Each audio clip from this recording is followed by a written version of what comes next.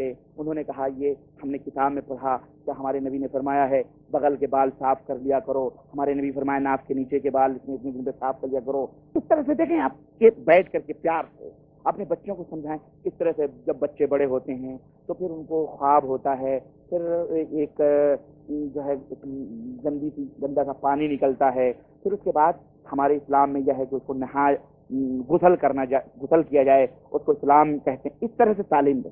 مائیں اپنی بیٹیوں کو لے کر کے اپنے پاس بیٹھیں، بیٹی جب ہم تمہاری عمر کو تھے تو پھر اس طرح سے ہوا وہ بتائیں، پھر حیض آیا، پھر اس کا وہ حیض کس کو کہتے ہیں، نفاس کس کو کہتے ہیں، ماں سمجھائے بیٹی کو، پھر اس کا جب وہ اس کو کس طرح سے سنبھالا جائے، کیا ترکیب ہے، ماں بتائے، یہ فرض ہے۔ یہ تم نہیں بتاؤ گے، سہیلیوں سے غلط طریقے سے استعمال کر کے بری صحبتوں میں برباد ہو جائے گی ہماری بہن، ہماری بیٹی۔ ہوگی کہ نہیں ہوگی یہ؟ اس لیے اور اگر تم شرماتے ہو تو اس موضوع پر اپنے جن کو تم معتبر سمجھو عالم کو بلا کر کہو مولانا آج ہمارے گھر میں درس ہے، 5 8 10 عورتیں گھروں کی بٹھا لو، بچوں کو اپنے ساتھ بٹھا لو، ان کو سب بٹھا کے بولو اس ٹاپک کے اوپر آپ درس دیجیے، ان کو حیض نفاس کے مسائل، اسلام کے مسائل، جنابت کے مسائل اور جو فطرت ہے اسلام کی اس کے مسائل سناؤ۔ تم سنو گے بچے اپنے اپنے مطلب کی سب چیزیں لے لیں گے، پتہ بھی نہیں چلے گا، سانپ بھی مر جائے گا، لاٹھی بھی، تمہاری حیا اور شرم بھی باقی رہے گی، اور وہ اپنے مطلب کی چیزیں بچے سیکھ جائیں گے، اور اس عمر میں جو باتیں ان کے ذہن پہ نقش ہو جائیں گی آخری زندگی تک وہ باتیں وہ نہیں بھول سکتے ہیں۔ سمجھ آئی کہ نہیں آئی؟ یہ ہے تعلیم اسلام کی۔ تو غلط کہنے کا مطلب یہ ہے کہ اللہ کے نبی صلی اللہ علیہ وسلم کہ چلو ہم دوڑ کرتے ہیں، اللہ کے نبی دوڑے، مائی عائشہ کہتی میں ان سے بہت آگے نکل گئی، اللہ کے نبی کہا بھائی ٹھیک ہے تم آگے بڑھ گئی۔ پھر کچھ دنوں کے بعد میں اللہ کے نبی نے کہا چلو آپ دوڑتے ہیں، کہنے لگی میں اس وقت موٹی ہو گئی، ذرا گوشت وزن ہو گیا، جب دوڑے تو اللہ کے نبی آگے نکل گئے، میں پیچھے ہو گئی۔ تو آپ فرمایا تل کا بتل کا، یہ اس کا بدلہ ہے جو میں نے آج اتارا ہے، تمہارا ہمارے اوپر جو لدا تھا اب آج اترا ہے۔ دیکھیں یہ پیار، یہ محبت، یہ الفت شفقت اور یہ خوشگوار زندگی کا اس طرح سے میرے عزیز یہ حقوق ہیں ایک دوسرے کے اوپر۔ اس طرح سے ہم کو نبی کریم صلی اللہ علیہ وسلم کی اس پیاری زندگی کو اپنا چاہیے۔ آئیے بہترین شوہر کی چند نشانیاں بتلا کے میں اپنی بات ختم کرتا ہوں۔ آپ بہترین شوہر کیسے بن سکتے ہو، ایک مثالی شوہر کیسے بن سکتے ہو، ٹھیک ہے، میں بتا کے اپنی بات ختم کرتا ہوں۔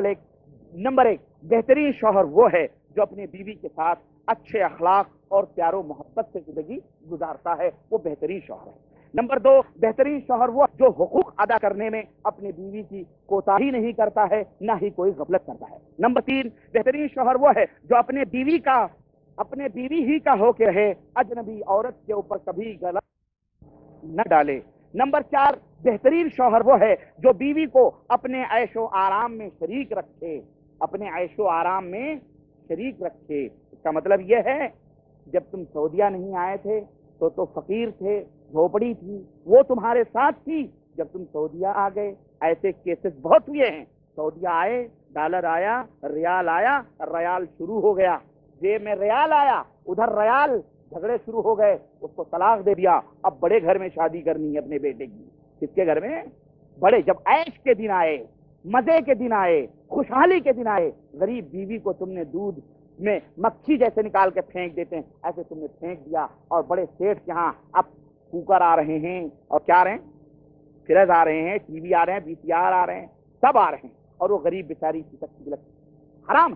اللہ کے رسول یہ بہترین شوہر وہ ہے کہ اپنے بیوی کو اپنے عیش اور آرام میں شریک رکھے، اور بہترین شوہر وہ ہے جو بیوی کے اوپر زیادتی نہ کرے۔ اور نمبر 6 بہترین شوہر وہ ہے جو بیوی کی بد اخلاقی پر صبر کرے۔ اگر بیوی بد اخلاق ہے، بد زبان ہے تو صبر کرے، اللہ تعالیٰ اس کا بدلہ اس کو عطا فرمائے گا۔ اور نمبر 7 بہترین شوہر وہ ہے جو بیوی کو پردے میں رکھ کر اس کے عزت و آبرو کی حفاظت کرے۔ نمبر 8 بہترین شوہر وہ ہے جو بیوی کو دینداری، پرہیزگاری اور تقوی اور پرہیزگاری کی تلقین کرتا رہے۔ نمبر 9 بہترین شوہر وہ ہے جو بیوی کو حلال روزی کھلائے، حلال حرام کما کے بیوی کو نہ کھلائے۔ نمبر 10 بہترین شوہر وہ ہے جو بیوی کی سہیلیوں کے ساتھ اچھا سلوک کرے.